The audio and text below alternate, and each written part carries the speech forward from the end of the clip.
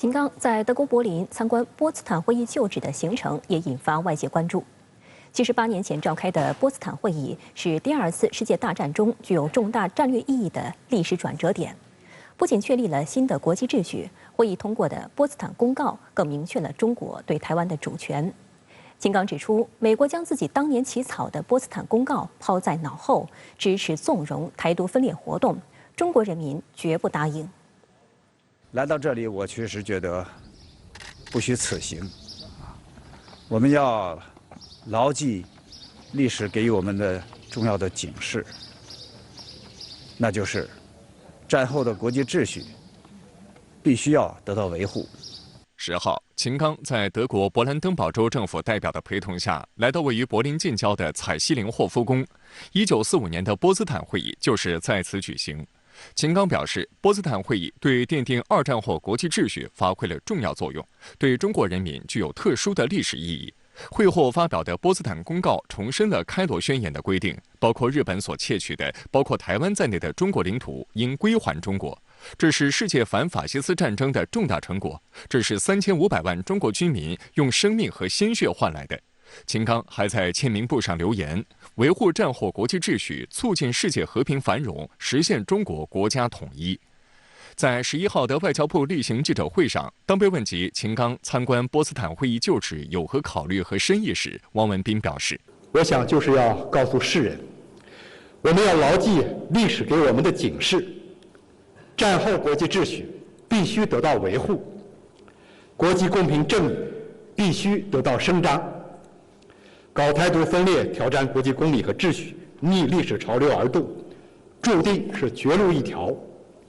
中国国家统一必须要实现。”关于秦刚国委兼外长为何参观波茨坦会议旧址，汪文斌介绍了3点原因：一是牢记历史，二是维护战后国际秩序，三是国际公平正义必须得到维护。考虑秦刚国委讲话的地点是在法西斯战争主要策源地之一的德国，在波茨坦会议旧址这样一个奠定战后国际秩序方面具有特殊意涵的地点所做的讲话，可以说中方的表态针对性非常强。在参观波茨坦会议旧址的前一天，秦刚与德国外长贝尔伯克共见记者时就谈到，台湾回归中国是二战后国际秩序的组成部分。任何真心希望台海和平稳定的一方，真心致力于维护国际秩序的一方，都应该切实恪守一中原则，坚决反对一切台独行径。复旦大学中欧关系研究中心副主任简军波对深圳卫视表示，秦刚此次访欧正值第2次世界大战欧洲胜利纪念日之际，而台湾问题正是战后国际秩序的重要一环。因此，在访德期间，秦刚有关台湾问题的表态颇具深意。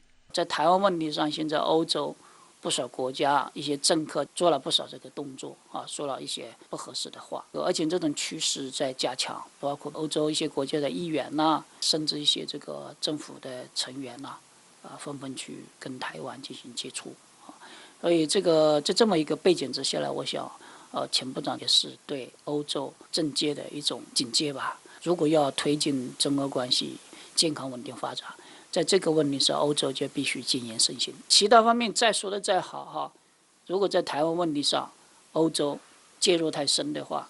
我想整体的中俄关系可能会受到很严重的干扰。1894年，中日甲午战争中方落败。1895年，中方代表李鸿章在日本的马关被迫签订了丧权辱国的马关条约，将台湾及其附属岛屿澎湖列岛割让给日本。1943年11月下旬，中美英3国首脑在开罗举行会议，会议3方最终达成共识，并于12月初发表了开罗宣言。开罗宣言明确规定，日本所窃取于中国之领土，例如满洲、台湾、澎湖列岛等，归还中国。开罗宣言的实质精神体现着尊重中国领土完整的原则，成为中国收复和统领台湾的根据。1945年7月至8月，苏美英3国首脑在柏林近郊波茨坦举行会议。会议期间发表对日最后通牒式公告，由美国起草，英国同意。中国虽然没有参加会议，但公告发表前征得了中国的同意。波茨坦公告再次重申了1943年签订的开罗宣言之条件必将实施，进一步明确了中国对台湾等领土无可争议的主权，肯定了台湾作为中国领土的一部分的法律地位。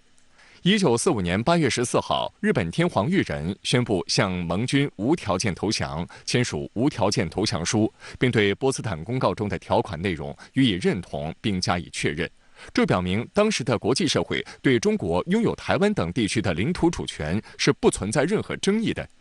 观察指，世界反法西斯战争期间的中国对日宣战布告、开罗宣言、波茨坦公告以及日本无条件投降书等一系列的国际协定，组成了环环相扣的国际法律链条，确定了台湾的法律地位，即台湾为中国的神圣领土，是中国领土不可分割的一部分。同时，波茨坦公告也奠定了战后国际秩序的法律基础。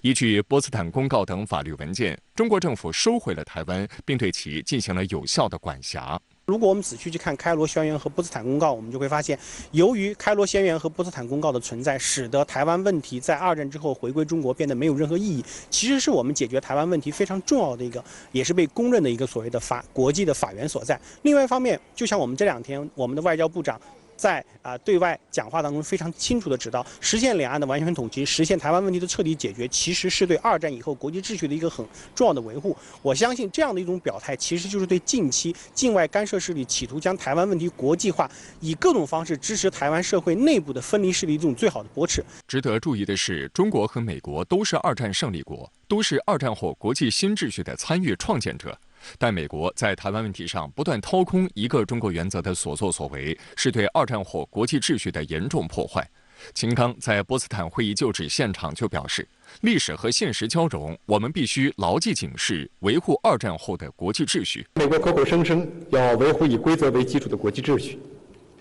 却把自己当年起草的波茨坦公告抛在脑后，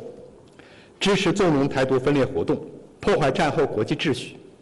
损害中国主权和领土完整，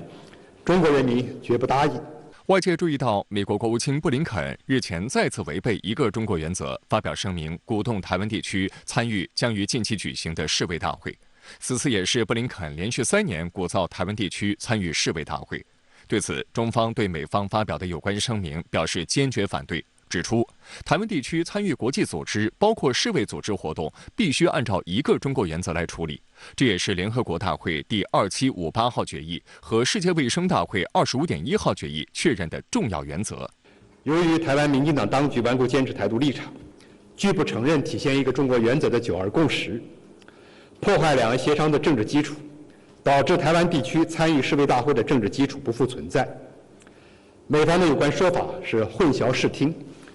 实质是对台独分裂活动的纵容支持。相应的戏码，有它自身的相应的战略的目的。一方面，他希望以这样的方式去表达对台湾的支持，去努力的将台湾问题国际化，希望以此来表达对台湾社会去拓展国际空间的相应的支持。另外一方面，在我看来，近期美国之所以这么做，很重要一点是为了与中国进行博弈，增加相应的筹码。如果美国不能够有效的去体会到我们在这个问题上的坚定的表态，执意的在错误的道路上越走越远的话，我觉得不仅他的图谋得不到实现，也会使得未来的中美关系面临更大的风险与波折。